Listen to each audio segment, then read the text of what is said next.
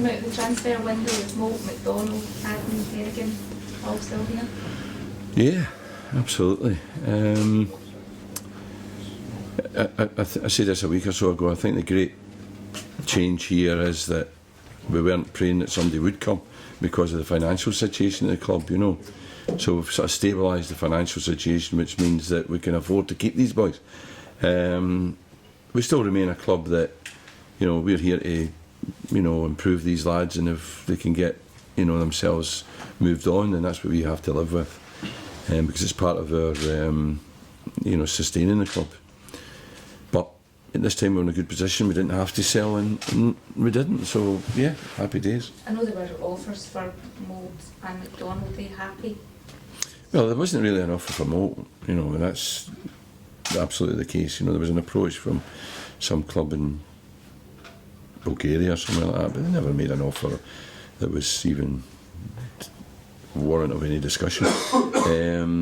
And Scotty, of course, had an opportunity possibly to go back to Australia and ended up not going. So it was pretty clear cut. I mean, I'm amazed that nobody came for Moulty. You know, I really am. But glad they didn't. Is the Australian transfer window shut? Is that finished now? Yeah. So he can't go Scotland for the season. What about possibility of Stephen Pearson? Is that tied up? Yep, he's signed. Done? Yep, he's back. I mean, some of the guys asked me a week or two ago about that, and I said no, there was no, because at that point that's what was being said and that's what was true. And then it changed, and Faddy had been talking to Piero and he keep in touch with him, and I think he sort of talked him into it a wee bit, and he's back. So yeah, we know what he is. He's different from the others. He's got a goal in him. So yeah, we're glad to have him back. Is he content to stay, Scott McDonald, Mark? I mean, I know. Yeah. Yeah.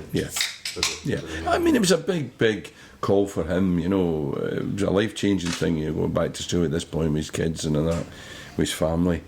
So it was a difficult situation for him. But now that it's done, he's happy. And I think you saw that in his performance. Anybody who was there on Tuesday night, how he got on with it. I understand he's having his hearing over his red card at Hampden at the moment. How hopeful are you that you can get that over? Well, I mean, I'm 100% convinced that it wasn't a red card. I'm not 100% convinced that people over there will see that, or will be prepared to turn it over. But I'm absolutely adamant that everything that happened about the challenge was fair and proper, and that Scott McDonald actually took due care in making sure that he didn't hurt Kenny Miller, because he kind of bent his leg, and so there's all sort of evidence, I think, that shows that that Scotty was under control and that nicked the ball, and then did his best to make sure that he didn't hurt Kenny McDonald. So I think it shouldn't be a red card. I think it should be rescinded, but I'm not convinced. Obviously, it will be. Just back at the transfer window, Mark, briefly, Nadir Chifchi, was that ever a possibility? Yeah, that was a possibility. We'd been talking to them about him for some time as a contingency for Scotty if he went, and then it turned into something that we thought actually we could maybe do this as well. And in the sort of last hours of the transfer window, unfortunately we had a game, and it kind of delayed things. I mean, I don't know who arranges games on the transfer day. It's a bit silly actually, so in the end there wasn't enough time and we lost out. And I spoke to Pierre Van Hooydonk, who's his agent, at length on Wednesday morning, and I know that he's disappointed, and I think the player's disappointed, but there you go.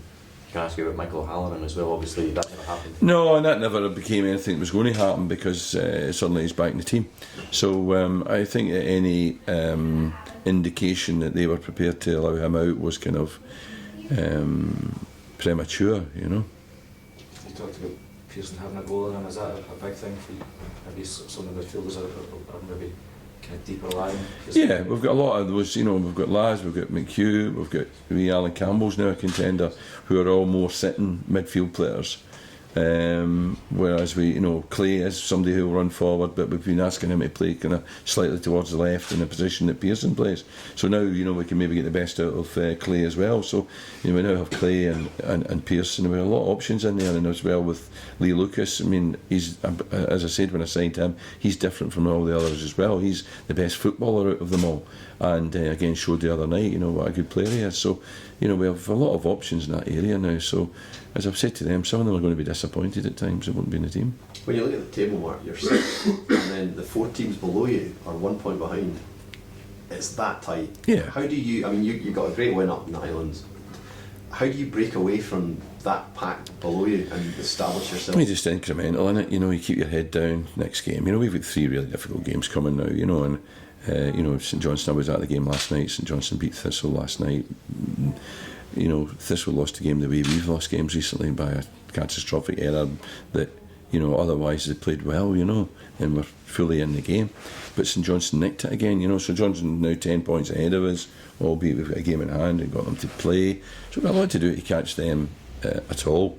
So all we can do really is look behind us at the others and just chip away at it. And, you know, we've got 11 games or whatever we've got before the split. So we've still got half again of what we've played, and I'm expecting improvement now, regardless of what happens in the next 3 games. I think we're playing well enough, and I think we're competitive enough to win enough games to give us a chance of that 6th spot. When you look at the team you played this weekend, they had been in pretty poor form until last night, and that's an outstanding result. I guess for her, maybe the wrong time for you, but they've made so many changes in January.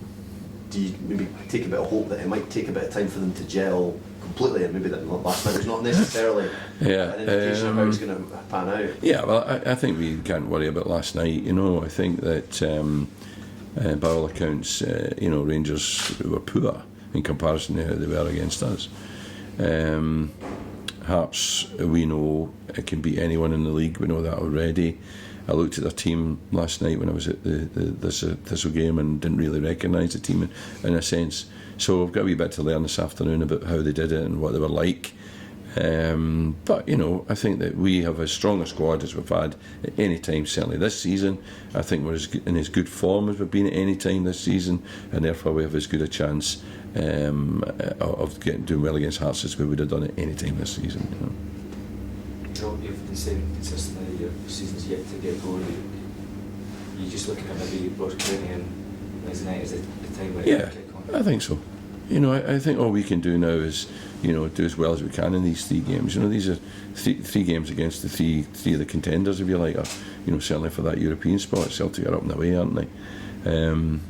So, you know, we just have to make sure we come out of this spell, regardless of how many points we take from it, we come out of it in the same positive frame of mind, feeling good about our potential and about how we're playing. Any team news at all for the weekend? No, everyone's as it was. Everyone's available for selection. The other night, you know, Joe Chalmers, Alan Campbell, they didn't even make the bench. You know, so, you know, I've got decisions to make. You know, we've got a strong squad at the moment.